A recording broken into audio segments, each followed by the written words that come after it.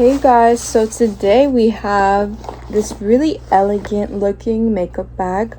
It's perfect as a travel size makeup bag. It has this safety buckle to make sure nothing falls out, and all you have to do is pull it open, and there is a good amount of space in here. Like I said, it is a travel bag, so here I have some lip stains, some lip gloss, mascara, concealer, perfect for if you have an event to travel to.